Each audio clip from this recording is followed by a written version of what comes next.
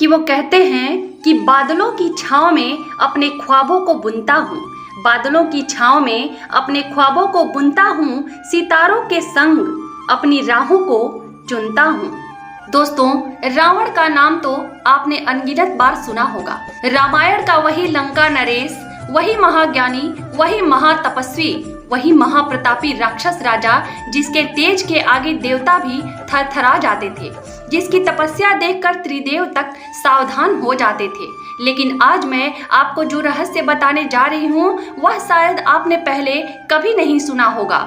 आपके पैरों तले जमीन खिसक जाएगी जब आप जानेंगे कि वही रावण एक समय नारी बन गया था और रात भर संभोग करता था, और उससे जन्मी संतान का रहस्य ऐसा था कि उसका नाम सुनते ही महाकाल के मंदिर में शंख बज उठते थे। दोस्तों, सोचिए जरा, यह वही रावण था जिसने देवताओं को परास्त किया था। यह वही रावण था जिसने ब्रह्मा से वरदान पाया था।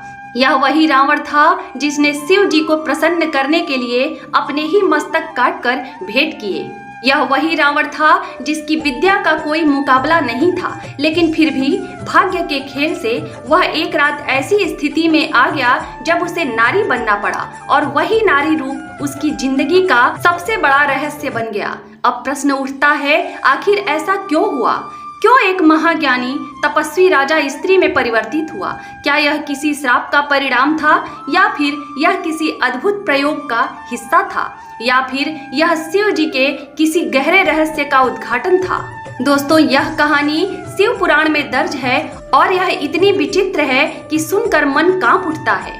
रावण अपने सामर्थ्य के चरम पर था। सोने की लंका जगमगा रही थी। उसके सभा में असंख्य राक्षस योद्धा खड़े थे। दुनिया में कोई उसका सामना करने का साहस नहीं करता था, लेकिन कहते हैं ना, हर शक्ति के पीछे भाग्य की एक डोर होती है। जब वह डोर खींचती है तो सबसे बड़ा बलवान भी असहाय हो जाता है।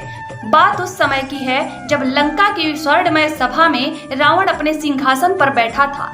चारों ओर राज वैभव का नजारा था। मंत्री, योद्धा और विद्वान उसकी जय जयकार कर रहे थे। तभी अचानक दरबार के द्वार खुलते हैं और एक रहस्यमय साधु प्रवेश करता है। उसके चेहरे पर अग्नि की लपटें थी, उसकी आंखें अंगारों की तरह चमक रही थी और उसकी वाणी बिजली जैसी गूंज रही थी। साधु ने रावण की ओर उंगली उठाई और बोला, हे रावण, तुमने असंख्य पाप किए हैं। तूने स्त्रियों का अपमान किया है, मर्यादा को तोड़ा है। अब वही स्त्री रूप तुझे धारण करना पड़ेगा ताकि तू अपने पापों का फल चखे। सभा में सन्नाटा छा गया। सभी को यह वचन सुनकर आघात लगा। रावण ने हंसकर कहा, हे साधु, तेरी वाणी व्यर्थ है। मैं त्रैलोक्य विजेता हूँ, मुझे कोई पराजित नहीं कर सकता। लेकिन साधु ने गंभीर स्वर में कहा, रावण, यह वचन शिव का है, इसे कोई मिटा नहीं सकता। आज से तेरे जीवन का नया अध्याय शुरू होगा और तू देखेगा कैसा लगता है जब एक पुरुष अपने ही कर्मों से स्त्री बनकर गर्भवती होता है। इतना कहकर साधु विलीन हो गया। उस रात रावण अपने महल में गया, लेकिन अचानक उसके शरीर में विचित्र परिवर्तन होने लगा। उसके स्वर में मधुरता आ गई, उसका कंठ स्त्री जैसा हो गया, उसकी देह कोमल होने लगी और देखते ही देखते उसकी पूरी काया नारी में बदल गई। अब रावण था, लेकिन स्वरूप स्त्री का था। उसके सौंदर्य को देखकर चंद्रमा भी शर्मा जाता था। उसकी आंखें मधुमस्त थी। उसका रूप स्वर्ग की अप्सराओं को मात दे रहा था। कहते हैं जब रावण नारी बना तो उसके सौंदर्य की चर्चा देवलोक तक पहुंच गई। इंद्र को भी इसकी खबर लगी, लेकिन इंद्र के जाने से पहले ही एक और देवता वहां पहुंचे। यह थे चंद्रदेव। चंद्रमा स्वयं प्रेम और आकर्षण के देवता माने जाते हैं। उनका मन नारी सौंदर्य की ओर सहज ही खिंच जाता है। जब उन्होंने रावण को उस मोहक नारी रूप में देखा तो वे मोहित हो गए। रात का समय था, पूर्णिमा का चंद्र आकाश में चमक रहा था। लंका के महलों की बालकनियों पर शीतल चांदनी बिखरी थी। तभी चंद्रदेव रावण के पास आए। उनके नेत्रों में अद्भुत आकर्षण था और रावण का नारी रूप उनके सम्मुख स्वयं समर्पित हो गया। उस रात चंद्रदेव और रावण के नारी रूप के बीच अद्भुत मिलन हुआ।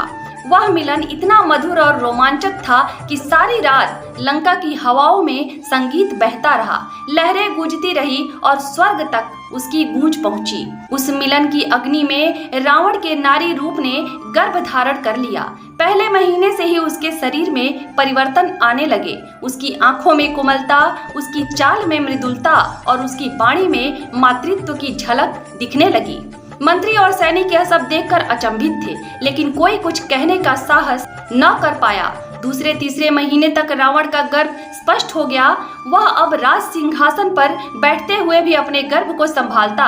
हर कोई यह दृश्य देख दंग रह जाता, लेकिन यह सब शिव की माया थी। 9 महीनों तक रावण नारी रूप में रहा। उसके भीतर पल रहा गर्भ साधारण नहीं था, उसमें देवत्व का अंश था, शिव की शक्ति थी। 9वां मास बीत चुका था। रात थी, पूर्णिमा की। लंका का आकाश चांदनी में नहा रहा था। समुद्र की लहरें गर्जना कर रही थीं। मंदोदरी और राजमहल की रानियां रावण के नारी रूप को घेरे खड़ी थीं। सब विस्मय में डूबी हुई थी कि कैसे लंका का स्वामी अब प्रसव वेदना में तड़प रहा है। रात्रि के मध्य जैसे ही घड़ी ने 12 का संकेत दिया, अचानक महल कांप उठा, शंखनाद होने लगे और रावण ने एक तेज चीख मारी। उसी क्षण गर्भ से एक दिव्य बालक प्रकट हुआ। उसका शरीर तेजस्वी था, उसकी आंखों में अग्नि की चमक थी, उसकी आवाज शेर की दहाड़ जैसी थी। उसके जन्मते ही आकाश में आकाशवाणी हुई, हे देवताओं सुनो, यह बालक शिव का अंश है, इसे कोई ना रोक पाएगा। यह पाप का नाशक और धर्म का संवाहक बनेगा। इसका नाम होगा चंद्रेश्वर, क्योंकि यह चंद्रदेव के संगम से उत्पन्न हुआ है और शिव की छाया इसे आलोकित कर रही है। यह सुनकर रावण स्तब्ध रह गया। मंदोदरी और सभी रानियों की आंखें विस्मय से भर गईं। बालक चंद्रेश्वर साधारण नहीं था। उसके जन्म के तीसरे ही दिन उसके अंगों से प्रकाश निकलने लगा। महल की दीवारें उस प्रकाश से चमक उठी। कहते हैं जब वह मुस्कुराता तो पूरी लंका में फूलों की वर्षा होने लगती, और जब वह रोता तो समुद्र की लहरें तट से टकरा जाती। रावण उसे देखकर अजीब द्वंद में था।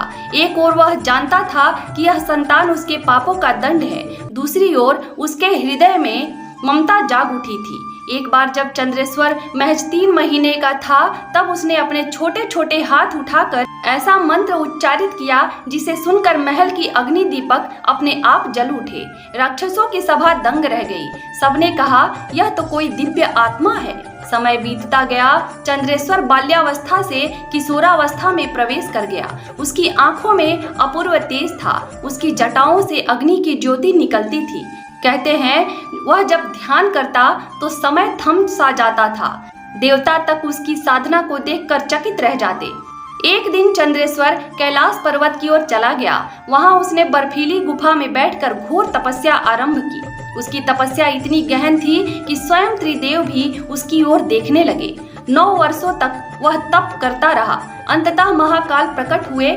उन्होंने कहा, वत्स चंद्रेश्वर, तुमने ऐसी तपस्या की है कि काल भी रुक गया है। मांग, क्या चाहता है? चंद्रेश्वर ने हाथ जोड़कर कहा, प्रभु, मुझे वह शक्ति दीजिए जिसमें मैं अधर्म का नाश कर सकूं और धर्म का दीपक प्रज्वलित कर सकूं। महाकाल मुस्कुराए और बोले, तुझे वरदान देता हूँ कि तू सदैव शिव शक्ति का अंश रहेगा।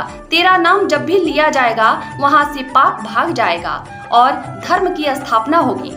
चंद्रेश्वर जब वापस लंका लौटा तो उसने देखा कि रावण फिर से अपने अहंकार में डूब चुका है। उसने देवताओं का उत्पीड़न शुरू कर दिया था और साधु संतों को कष्ट पहुंचा रहा था। चंद्रेश्वर ने रावण से कहा, पिता, मैंने तेरे गर्भ से जन्म लिया, यह सत्य है, लेकिन मेरा जन्म तेरे अहंकार को तोड़ने के लिए हुआ है। अब तुझे रुकना होगा। रावण क्रोध से भर उठा और बोला, अरे बालक, तू मेरा रक्त है और मुझसे विद्रोह करता है। तू भूल गया है मैं लंकेश हूँ। तभी आकाश से आवाज आई, रावण, यह तेरा संतान नहीं, यह शिव का अंश है। इसे कोई पराजित नहीं कर सकता। लंका का आकाश उस दिन काला पड़ गया था। हवाओं में अजीब सी गंध फैल गई थी। महल के द्वार पर राक्षस सैनिकों की पंक्तियां खड़ी थी और बीच में रावण अपने विराट स्वरूप में बैठा था। उसकी 20 भुजाएं गदा, तलवार और धनुष धारण किए हुए थी। उधर दूसरी ओर चंद्रेश्वर शिव शक्ति का अंश बन चुका था। उसकी जटाओं से अग्नि निकल रही थी, उसके त्रिनेत्र से प्रकाश की किरणें चमक रही थी और उसके हाथ में एक दिव्य त्रिशूल था। सभा में सभी मंत्री भयभीत होकर बैठे थे। सब सोच रहे थे कि आज बाप और बेटे का युद्ध होने वाला है, लेकिन यह युद्ध साधारण नहीं बल्कि ब्रह्मांडीय होगा। रावण ने सिंहनाद किया और बोला, चंद्रेश्वर तू मेरा पुत्र है, फिर भी मुझसे विद्रोह करता है। क्या तू भूल गया है कि मैं लंका का स्वामी हूँ, देवताओं का विजेता हूँ। चंद्रेश्वर ने शांत किंतु कठोर स्वर में कहा, हे रावण, तू मेरा पिता है, यह सत्य है, परंतु तू अब अधर्म का मार्ग पकड़ चुका है। तेरे कर्मों का परिणाम तुझे भोगना होगा। मैं तेरे सामने इसलिए खड़ा हूँ ताकि तेरे अहंकार का अंत कर सकूं। रावण ने क्रोध में गरजकर कहा, जा संतान, मैंने तुझे जन्म दिया है, मैं तुझे यमलोक भेज दूंगा। चंद्रेश्वर मुस्कुराया और बोला, पिता, आज देखना होगा कि कौन विजय होता है, तेरा अहंकार या मेरी भक्ति। युद्ध का नगाड़ा बजा, आकाश कांप उठा, समुद्र की लहरें गरजने लगी। दोनों ने एक साथ अस्त्र छोड़ दिए। रावण ने अपने अस्त्रों से अग्निवर्षा की तो चंद्रेश्वर ने अपने त्रिशूल से आकाश में बिजली सी चमक पैदा कर दी। पहले प्रहार में ही लंका की दीवारें हिल उठी। राक्षस सैनिक भय से भागने लगे। देवता ऊपर से यह दृश्य देखकर स्तब्ध रह गए। रावण ने एक साथ 10 धनुष चढ़ाकर बाण छोड़े, लेकिन चंद्रेश्वर ने अपने त्रिशूल को घुमाकर उन सभी बाणों को राख कर दिया। उसकी आंखों से निकली अग्नि की धारा ने रावण के रथ को जला दिया। फिर रावण ने अपनी गदा उठाई और चंद्रेश्वर पर आघात किया, परंतु जैसे ही गदा उसके पास पहुंची, त्रिशूल के स्पर्श से वह धूल में बदल गई। युद्ध घंटों तक चला। रावण बार बार प्रहार करता, लेकिन हर बार चंद्रेश्वर की दिव्य शक्ति उसके अस्त्रों को नष्ट कर देती। अंत में रावण थक कर गिर पड़ा। उसकी आंखों से आंसू बहने लगे और उसने कहा, वत्स, मैं तेरा पिता हूँ, तू मुझे क्यों मारना चाहता है? चंद्रेश्वर ने शांत स्वर में कहा, पिता, मैं तुझे मारने नहीं आया, बल्कि तुझे यह दिखाने आया हूँ कि अहंकार चाहे कितना बड़ा हो, अंततः धर्म और भक्ति के आगे झुकना ही पड़ता है। इतना कहकर उसने अपना त्रिशूल आकाश में उठाया और शिव का महामंत्र उच्चारित किया। त्रिशूल से ऐसी दिव्य ज्योति निकली कि पूरा लंका आलोकित हो गया। रावण उस प्रकाश को देख झुक गया। उसकी आंखों से गर्व का अंधकार मिट गया और वह चंद्रेश्वर के चरणों में गिर पड़ा। तभी आकाशवाणी हुई, हे रावण, यह चंद्रेश्वर, यह सब शिव की लीला है। रावण को यह अनुभव दिलाना आवश्यक था कि स्त्री का सम्मान न करने वाला पुरुष स्वयं स्त्री बनकर संताप भोगता है और संतान के रूप में उसका अहंकार चूर हो जाता है। चंद्रेश्वर ने अपने पिता को गले लगाया और कहा, पिता, अब तू धर्म का पालन कर। तेरा साम्राज्य तभी तक रहेगा जब तक तू धर्म के मार्ग पर चलेगा। रावण की आंखों में आंसू थे। उसने पहली बार स्वीकार किया कि शक्ति का सबसे बड़ा स्वरूप भक्ति और धर्म है, न कि अहंकार। मित्रों, यही है वह रहस्यमय कथा जो शिव पुराण की गहराइयों में छिपी है कि रावण स्वयं नारी रूप में गर्भवती हुआ और उसकी संतान चंद्रेश्वर ही उसके अहंकार को मिटाया।